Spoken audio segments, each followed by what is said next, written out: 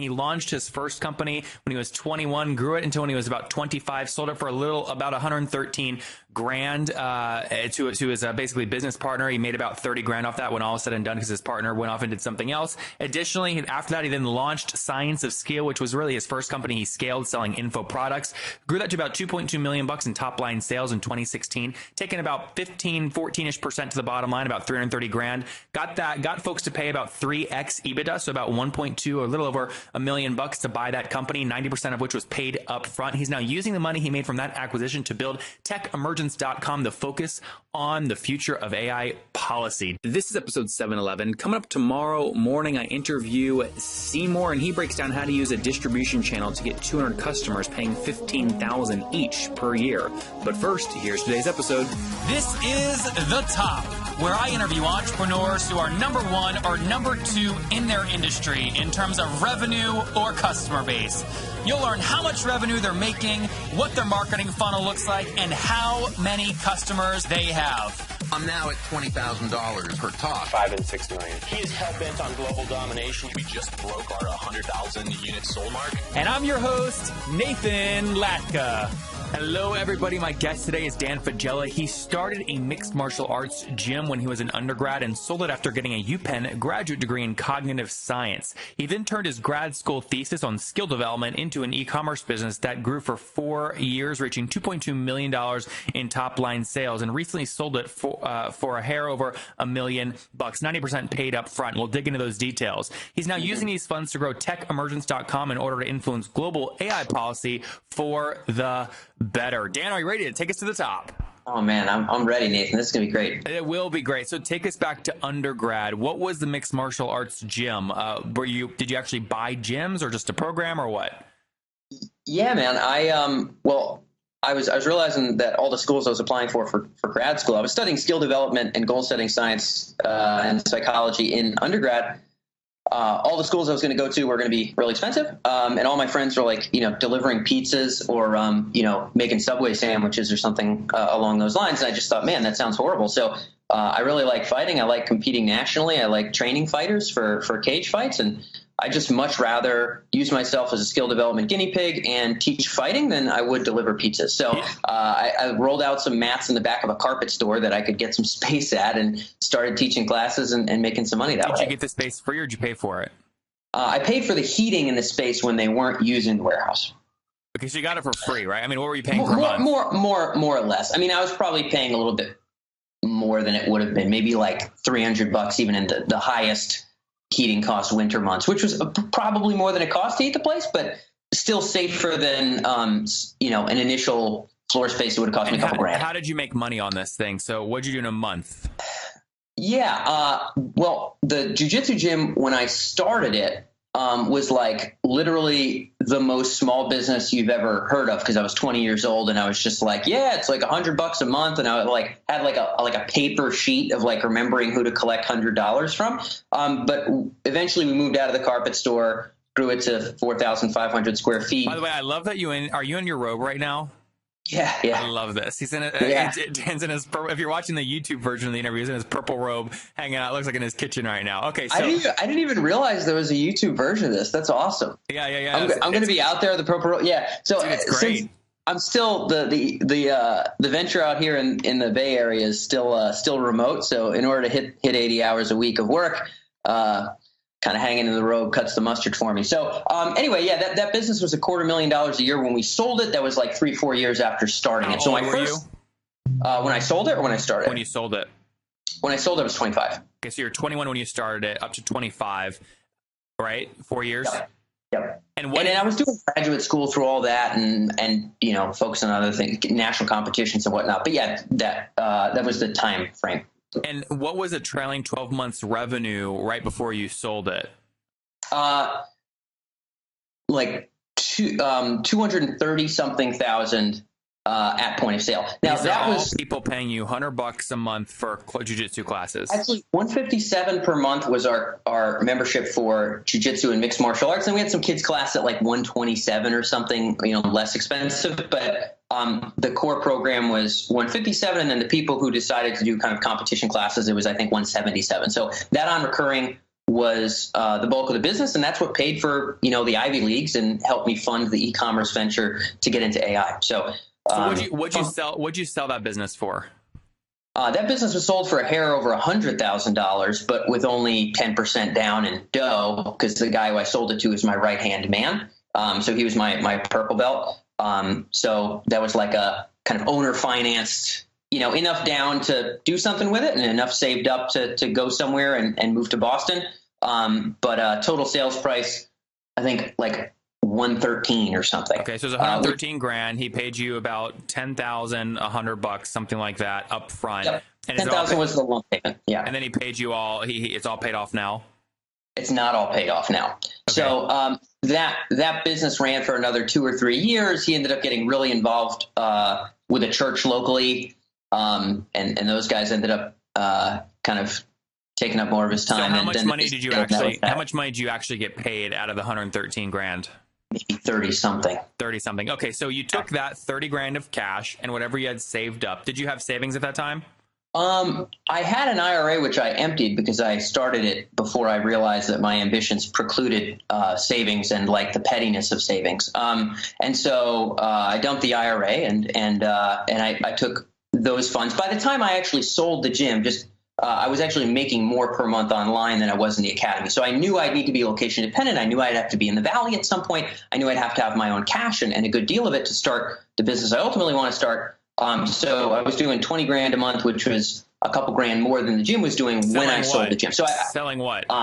Selling martial arts instructional stuff online. So this is scienceofskill.com. Basically, Science of Skill. Okay. Yep. Video courses, DVD courses, and things like that in the self-defense space. Initially, it was selling only my own competition highlights and seminars and stuff, but eventually we had a whole bunch of other instructors that were part of that company. What tool or piece of software did you use to actually manage like your e-commerce products? Yeah, we actually went with Infusion all the way through. So I was with Infusionsoft with the martial arts gym to get it, to $250,000, and then we got to shy of 10 times that size with the e-commerce business all in Infusion. Now you start to push the lip of Infusion when you're doing 7 figures, like in terms of like send volumes and like some automations being annoying, but we stuck with Infusion the whole way through. And so what did you do on 20 grand in sales, top line on that? Obviously, yeah. I mean, you probably had high margins, but what actually went into your pocket at the end? Yeah. So the first whole year, I can talk in year increments. Okay, great. So the first year was like 29% margin. And that was like, that was shy of $200,000 in terms of top line. So 29, or it might even been like 31, but it was way over 25% margin. Year 2 was like 26% margin. Year 3 was like 23% margin. So year 1, you did 200 grand top line on scienceofskill.com, teaching info product courses using Infusionsoft and selling those to the masses, maybe some of your past students, right? Of the 200 grand, you took about 25 or 35 of it grand to the bottom line into your bank account. Yes. Those kind of margins generally diminished as we went to then $500,000, $1 million, $2 million, whatever. But what are your biggest costs on that? Yeah. Okay. Over the longer haul, the biggest costs for us were on merchant processing, because we're selling a lot of low ticket stuff. So we're selling like our front end products a lot of time are like $9 things. So if you sell like $7,000 $9 things, you're just getting dinged a gajillion times. It's customer acquisition. You're going to sell to them later. Yeah, but you're talking like a 3% processing fee, right? I mean, you're talking 20 cents per sale. Yeah, then you got like refunds and chargeback rates and whatever else and things along those lines that you got to kind of put up with as well. Advertising and affiliates were always kind of the bigger game. So sponsored email messaging, and also paying larger affiliates in the space were always our 2 major channels. And I like to spend half of my CLV on my acquisition, just because I learned that from software guys when I was in Boston. CLV is customer lifetime value. Yep. CLV and then CAC, and these are all your you talk about this with plenty of your folks. But yeah, so our CLV for our membership programs were like $110, $120. So we paid affiliates $50 or $60 on a front end sale. But we wouldn't make that money back sometimes for 3 or 4 months. Who was your biggest affiliate? Biggest affiliate of all time? Yep. was a site by the name of Survival Frog. So you've actually talked to Byron. I did. Byron's a nice guy. Byron actually believed in us when I was like, he's been in the game for way longer than me. But he believed in us when I had like no other affiliate partners. He just promoted our stuff with his huge list, and it did really well for him. How much in total sales would you say he drove over the life? Like he over the life, I don't know. I'd say it's more than safe to say six figures. I can tell you this much. His emails in general for affiliate stuff would generally drive between like 6 and 12 grand of payout to him. Got it. So it was driving you 24 to 30 grand in top line sales. You're paying him 50%? Well, I was paying him actually up front. So we paid at acquisition. This is one of the ways we grew the business, was by knowing our numbers well enough to know what we could buffer. So how many sales can we acquire without hitting the red? Because we would pay out on day one, which is a big faith move, Nathan, because you're kind of counting on this guy not driving fake sales. We actually did have that happen a couple times. Terrible times. But yes, we pay $50 up front for every single front end sale. We'd have to pay for the shipping and packaging and all that stuff. And then we'd have to count on 3-4 months later getting ourselves past break even. Guys, if you want more details on Byron's business, Survival Frog, I had him on back in episode 395. They did $4.7 million in revenue in 2015 with a 25% gross margin and a 10% net margin. So nathanlatka.com/the top 395 to check that out. Byron, you mentioned that you would pay to get you said you had affiliates, and then you also would do paid email sends. Where did you go to find like people willing to let you pay to go to their list? Was there like a site for this, a marketplace? Actually, there are agencies. So there's a whole bunch of agencies selling into sort of the outdoor sports sort of market, and also kind of the conservative political market. So you can find folks that their whole life is finding big blogs, big Facebook pages, big email lists, and saying, hey, look, I'm going to sell exposure, for X amount of dollars. I'm going to take whatever, 25, 30% of the cost. What agency did you use? There's an agency called emailabilities.com. Emailabilities.com, or you can Google Emailabilities. The guy that runs its name is Scott. I sold the business 3 months ago. Now I can't remember the guy's name, and I feel terrible about that. That's okay. We'll look it up and link to it. Yeah, Emailabilities is one great example of an agency. But to be honest, Nathan, a lot of the time I went onesie-twosie to blogs that I thought had a following that were kind of potentially interested in our stuff. And I'd say, hey, we'd be interested in being able to pay to send one of our videos or a blog post or, an offer or something to your folks. What's your email list size? Let's catch up on the phone. Their natural instinct is to say, leave me alone, you're a spammer. So how do you get past that barrier, their natural kind of hesitancy? Yeah, well, here's kind of the easy slide on that is finding people who are clearly already doing advertising of some kind. If you've already got if you've got a banner somewhere, sites like, there's something called like sites like or something.com where you put in a blog. Maybe it's, for us, I've never owned a firearm in my life, but for some reason the firearms market they bought our stuff. They bought our stuff hot. They bought our stuff heavy. They took the upsells. I can't tell you, but I was interested in getting an exit, so we sold to that market. So I would find firearms blogs and forums. Actually, forums were quite interesting for us. Pop it into like siteslike.com, grab 20 URLs, and just kind of see. And actually, it wasn't me that was doing this; it was Greg. But Greg would see kind of who's got banners. Who's Greg? Anybody? Greg was one of our employees who worked remote. He was like a contractor, college kid working 20 hours a week. And he would put in all the URLs that had banners and then find the email address of the guys that were running those blogs and then send out a templated message. And then whatever responses we got back, it's kind of like you're already accepting money for advertising. I'm not the first guy to ask you. And I could probably actually pay you more than those guys are paying. Let's just chat. And that's actually quite an easy introduction. Interesting. Got it. Okay, that makes sense. So then fast forward. What year did you sell that company in? This year. This year. So early 2017. February, yeah. February. And what'd you sell it for? A hair over $1 million. Okay. Go ahead. And how are they valuing the company? They're valuing the company as a multiple of net. So the multiple of net for us was like around 3x in terms of bottom line. So I think, 330 something in terms of net at the end of 2016 was multiplied by 3, and we brought ourselves to a little bit over $1 million. Adding in inventory, which is another maybe 12, 13 grand. So that had to be paid for separately. And is it that fair was to sort say of then, Dan, if you said 330 was going to the bottom line, $330,000, and you said earlier you had about 25% net margins, it means you were doing about 1.2 million top line on 330 bottom. Way less than 25% in 2016. So 2016 we did 2.2 total gross sales to the top line So with 10% to the bottom line, something like that. Better than 10. So if you do the math on that, it's maybe close. Yeah, something along those lines. Yeah. So you're probably better at math than I am. And that doesn't factor in my salary, right? I forget what I paid myself, 120 grand that year or something like that. So it's not like I was broke other than that.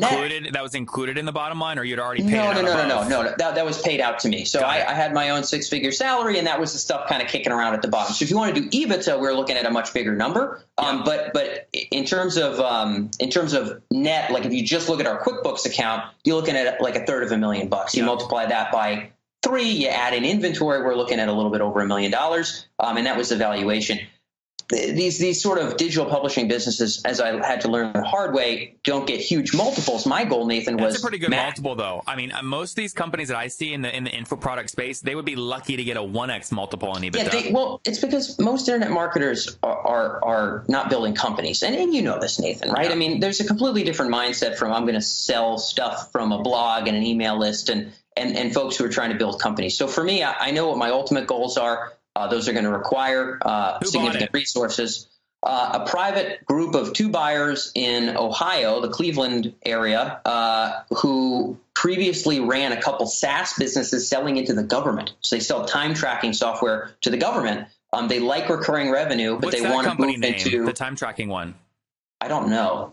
I'm going to ask you about that after this episode. Yeah. I'm fine to zing that along to you. But anyway, they were interested in recurring revenue businesses, and they were looking to go into the consumer space. One of them happens to train a little bit of MMA. He saw our growth. We should this year be in the Inc. 500 for 2016's numbers. So we're a little bit over 1,000% growth rate over the course of the last 3 years of the company. So why'd you sell it?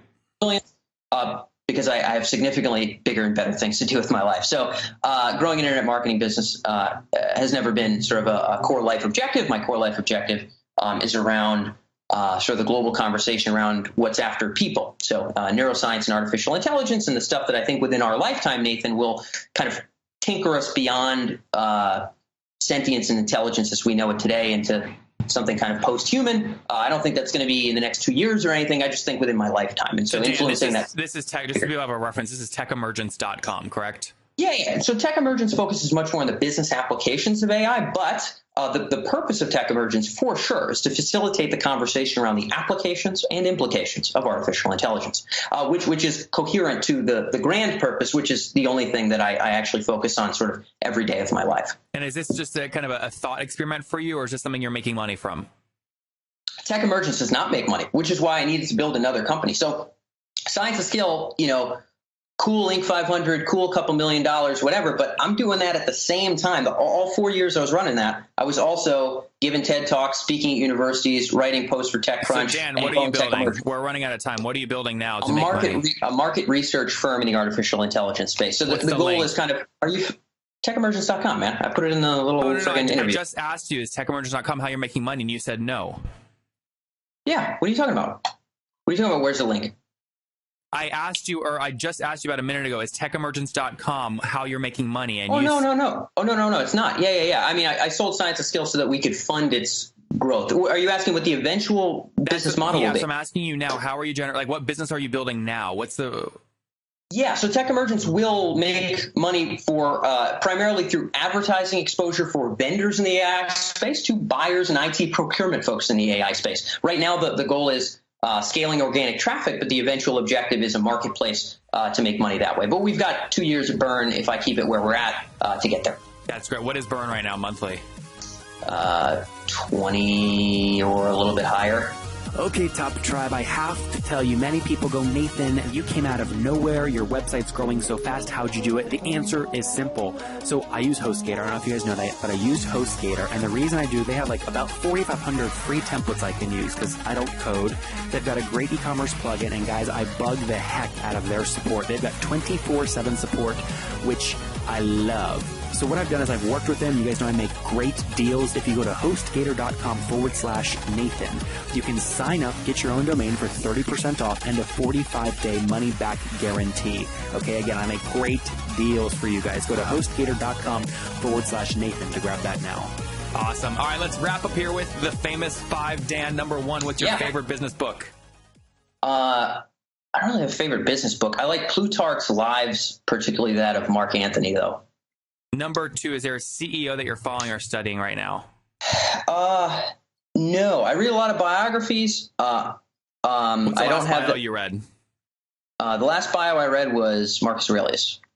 Number 3, is there a favorite online tool you have, like HostGator? Man, I like Asana a ton, and I've built the last 2 businesses with it. I'm in love with it. Number 4, how many hours of sleep do you get every night? 6.5, 7.5. So you're still in your robe, so it's got to be a lot, right? No, it's not. It's not as much as you think. And what's your current situation? Married, single? Do you have kids? Married, but no kids as of now. But married no guy. Kiddos. All right, and how old are you? 29. All right, take us back 9 years, Dan. What do you wish your 20-year-old self knew? I wish my 20-year-old self knew, like yourself, Nathan. I come from a really obscure, random, small town. I wish my 20-year-old self knew that sort of dealing with the existential human condition could be done not just via kind of making meaning of my own life, but through contributing to a much grander moral good. So it would have sort of lifted my sails to sort of a higher purpose than simply enjoyment and processing of meaning, into sort of contributing of that meaning at a much earlier age, which I think would have involved not becoming a martial arts national champion, but probably getting into tech and business a little bit earlier on. So if I could turn back the clock, that'd be it. There you guys have it from Dan Faggilli, who would have gotten into tech and business earlier. Again, he launched his first company when he was 21, grew it until when he was about 25, sold it for about 113 grand to his basically business partner. He made about 30 grand off that when all was said and done, because his partner went off and did something else. Additionally, after that, he then launched Science of Scale, which was really his first company he scaled, selling info products. Grew that to about $2.2 million in top line sales in 2016, taking about 14-ish% to the bottom line, about 330 grand. Got folks to pay about 3x EBITDA, so about 1.2 or a little over $1 million to buy that company, 90% of which was paid up front. He's now using the money he made from that acquisition to build TechEmergence.com to focus on the future of AI policy. Dan, thank you for taking us to the top. Nathan, glad to be here, man. If you enjoyed Daniel today, go back and listen to Alan yesterday. They've just raised $20 million, and he breaks down how he's going to use that cash to scale.